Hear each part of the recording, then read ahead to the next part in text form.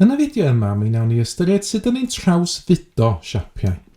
Nawr, yn mathemateg, mae trawsfudo yn golygu symud. Felly yn y cwestiwn yma sydd yn deud trawsfudwch y petrial, 2 uned i'r dde a 2 uned i lawr, dyn ni angen symud y petrial, 2 uned i'r dde a 2 uned i lawr.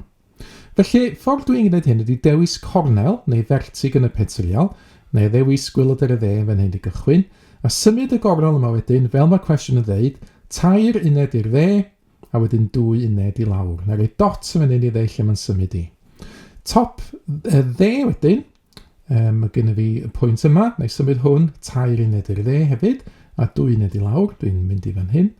Wedyn top chwith, os dwi'n symud 2 uned i'r dde, a 2 uned i lawr, dwi'n fan hyn. A gwylod ar y chwith, 2 uned i'r dde, 2 uned i lawr, dwi'n mynd y fan yna. Dwi'n gallu gweld wedyn lle mae'r petrial newydd i fod. Estyn premesur allan, a ni ddefnyddio y beir y goch sydd gen i fi fan hyn yn awr i lunio y petrial newydd sydd wedi cael ei trawsfudo, neu i symud, fel mae'r cwestiwn yn gofyn iddyn ni wneud.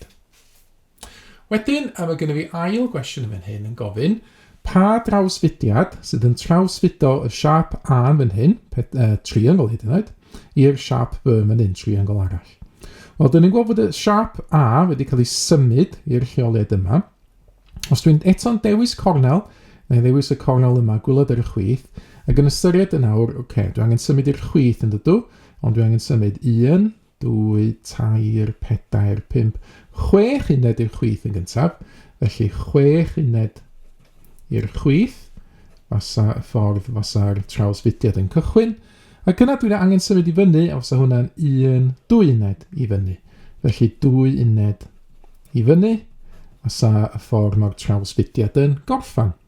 A wrth ei wirio hynna efo unrhyw gornel arall hefyd, os yw'n mynd am y top dde fan hyn, ac yn mynd, fel dwi wedi reid lawr i fan hyn, os yw'n mynd 6 i chwith, 1, 2, 3, 4, 5, 6 i chwith, a wedyn 2 i fyny, dwi'n y lle iawn wedyn, so dwi'n gwirio'r ateb yn yna.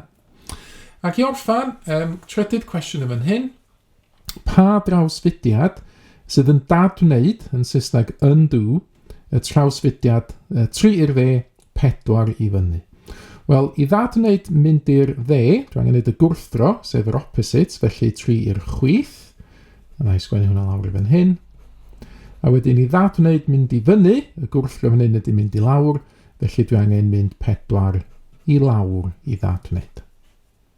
Rhowch chi gynnig yn awr ar yr cwestiwn sy'n dyfynu ar y sgrin. Meddylwch wan am eich ateb eich hun i beth sydd yn ymddangos. Ac yna unwaith chi wedi cael cyfle i feddwl am ateb eich hun, cymharwch wedyn yn erbyn yr ateb cywir sydd yn awr yn cael ei ddangos ar y sgrin.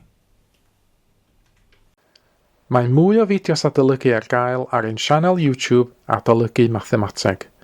Am y newyddion diweddaraf neu holi cwestiwn, dilynwch ein cyfrif trydar @mathemateg. Neu ewch i'n gwefan www.mathemateg.com am fwy o adnoddau adolygu.